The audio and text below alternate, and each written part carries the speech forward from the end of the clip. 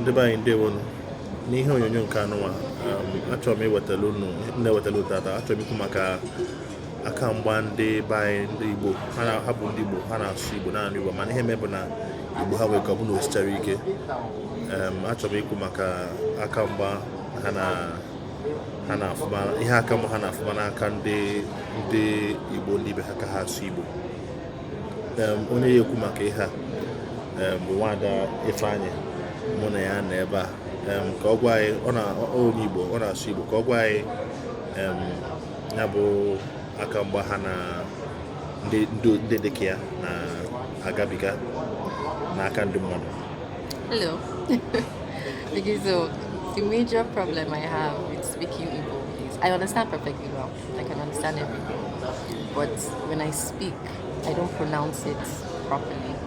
So you tend to have people laugh when you speak Igbo. So I could say something and the pronunciation might be wrong, and instead of people to correct me, they just laugh. It makes it difficult for me to keep speaking, so I just automatically switch to English because it's easier. Because yes, it does. Okay.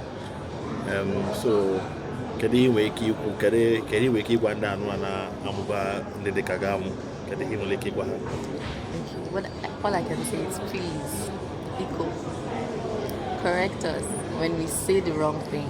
Just correct us instead of laughing. Or there are actually some people who would shout. Yes, there's some people who would be like, you're an Igbo girl, why can't you speak Igbo? So that's another thing. People just need to be nicer. Correct us if we make a mistake so that we would feel confident to keep speaking it. You make you go away, Igbo. I can try. Nyere Biko. Nyere aka. Kai muta otuai. How do you say that? Thank you. See, like that, correct? Yes. Okay. Nke bụkwa eziokwu ọbụla m na-ekwu bụ na oge ụfọdụ ka Igbo si adaba n'ọnụ ndị amachara asụ Igbo ndị Igbo esiri ike ọ na-atọgbaka mụ na mmụoke ịmụ amụ oge ụfọdụ mana ịmụchagodo ya bụ amụ ịya akaba arụ nyere onye ahụ aka kọwara ya ebe nke okwecha ha ọfụma ka ọ wee na-amụtakwa n'otu a ka esi amụta ọ na-eme ya Igbo ya na-aka mma.